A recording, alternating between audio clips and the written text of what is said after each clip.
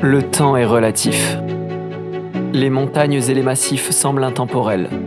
On peut rêver de sommets lors de notre enfance et ils seront toujours là le jour de notre mort. Et pourtant ils changent, évoluent et vieillissent, exactement comme nous.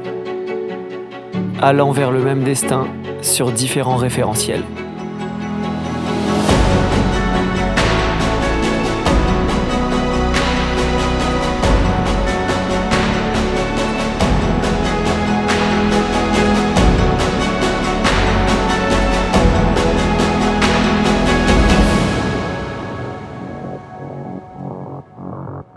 Ça fait très longtemps que j'avais envie de faire cette arête. J'étais tombé sur une photo il y a à peu près une dizaine d'années où j'avais vu cette incroyable continuité, ce fil depuis le sommet. Et du coup, ça m'a donné une folle envie d'y aller. J'étais même allé sur place faire des plans drone et heureusement, il n'y avait pas encore de réglementation et ça m'a permis de faire des magnifiques plans couchers de soleil. C'est pour ça que tout au long de la vidéo, on va pas nous voir grimper depuis des plans drone parce que c'est complètement interdit aujourd'hui et c'était impossible de pouvoir faire ces plans-là. Je ne vais pas faire durer le suspense plus longtemps pour ceux qui n'auraient pas reconnu.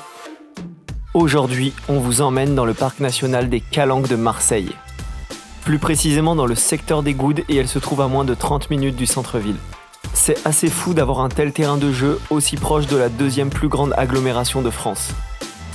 Maintenant que les bases sont posées, il ne me reste plus qu'à trouver un acolyte pour cette aventure.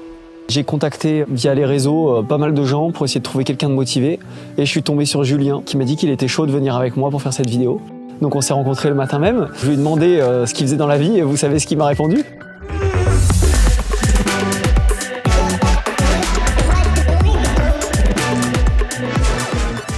Des vies diamétralement opposées mais une même passion pour la beauté des grands espaces. À peine le temps de réaliser la cohérence de notre équipe que nous étions déjà partis dans la première longueur. Donc la première longueur, elle permet de nous hisser directement au début de l'arête. On ne peut pas commencer l'arête directement par le début parce que sinon on part sur des quotas extrêmement durs. Une fois là-haut, on est vraiment sur une plateforme assez large, un replat entouré de vide. C'est super beau, des vues incroyables sur la mer, sur les îles. Donc on est sur la partie la plus large de l'arête et ça permet bien de se mettre en jambes. Ça annonce vraiment toute la beauté de la suite. Je rêvais de faire cette voie depuis très longtemps, mais je sais que les Calanques regorgent d'autres trésors et qu'il y a plein de voies emblématiques qui ont même marqué l'histoire de l'escalade. C'est là-bas que le premier CISA de l'histoire a été réalisé. Il y a eu beaucoup de premières qui ont été faites dans les Calanques et il y a beaucoup de petits trésors et de pépites de traversées avec des vues incroyables. Vraiment, il y a du potentiel dans ce parc. C'est vraiment un parc qui dénote de tout ce qu'on peut voir et qui a vraiment son identité très marquée.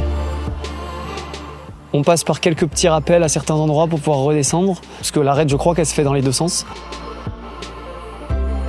Une voie d'escalade, quand on l'a jamais fait, c'est très dur de déterminer le temps que ça va mettre, surtout quand on veut filmer, quand on veut prendre son temps pour contempler.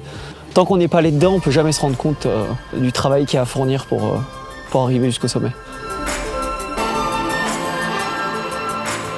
Ça m'a rappelé les jeux vidéo de ma jeunesse, quoi. Un petit passage à la Tomb Raider, là, petite vire sur le bord. Voilà, la corde en plus quand même, parce qu'on n'est pas dans un jeu vidéo. Quand on est passé à cet endroit-là, Julien il m'a dit « Ces images, je ne les montrerai pas à ma mère. » Regardez-moi cette vue, incroyable. On a fait d'abord ce rocher, voilà, ça continue derrière moi.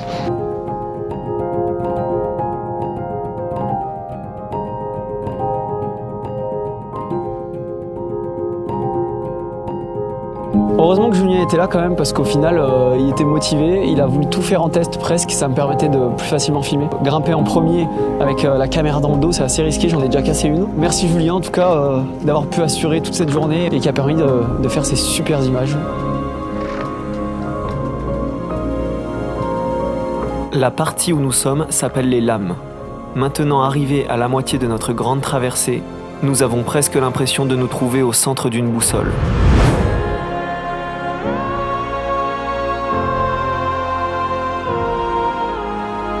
Mais c'est pour ça que les arêtes, c'est du pain béni. De manière générale, c'est beaucoup plus simple que l'escalade en paroi. C'est très vertigineux, plein gaz. On a une vue incroyable, 360 degrés. Et on n'est pas du tout sur des cotations qui sont inatteignables.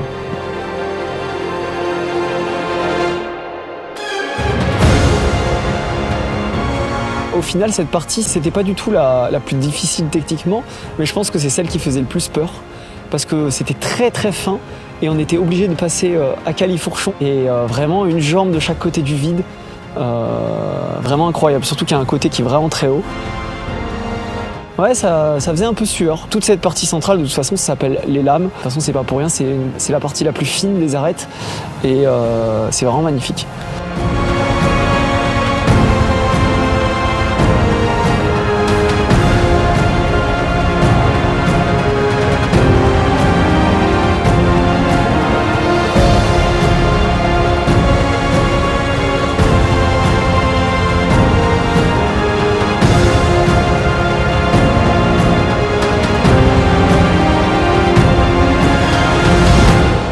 À un moment, on arrive au pas de la demi-lune. C'est le passage qui permet aux randonneurs de passer d'un côté de l'autre de l'arête. Beaucoup de vent passe par là et ça montre une transition incroyable entre d'un côté de l'arête et l'autre. Et donc on finit par la fameuse arête, celle qui m'a donné envie de venir ici, qui s'appelle l'arête de la Cordée. Et elle, alors pour le coup, c'est vraiment pépite, c'est vraiment pas dur. C'est un peu vicieux parce que vu qu'il y a certaines prises très évidentes, tout le monde s'en est servi et le rocher a pas du tout l'air patiné, mais ces prises-là sont très patinées. Et du coup, ça tient pas bien en main, ça glisse un peu. Mais quoi qu'il arrive, la kota est super simple. Donc il y a juste à profiter en fait.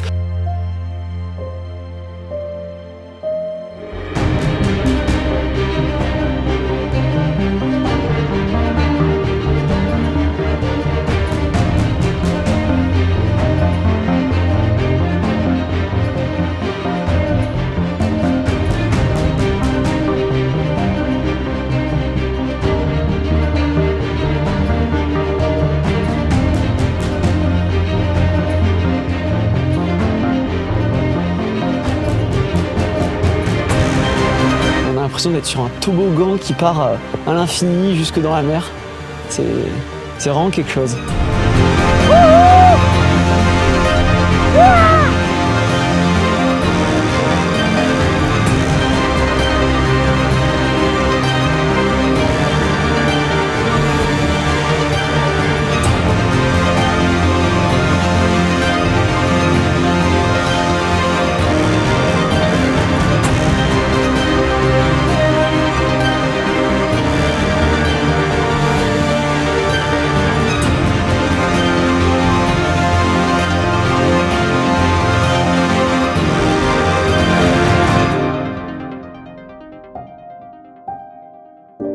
Une nouvelle case était cochée.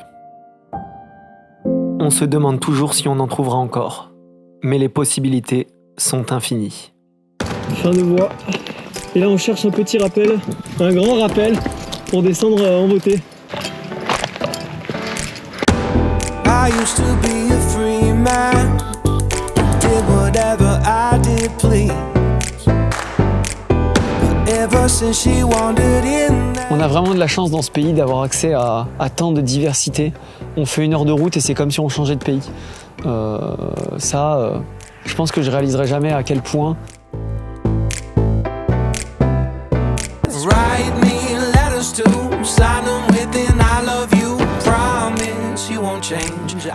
On est monté de l'autre côté, là-haut, on a fait ça. Tout ça, hop, et on est monté jusqu'en haut.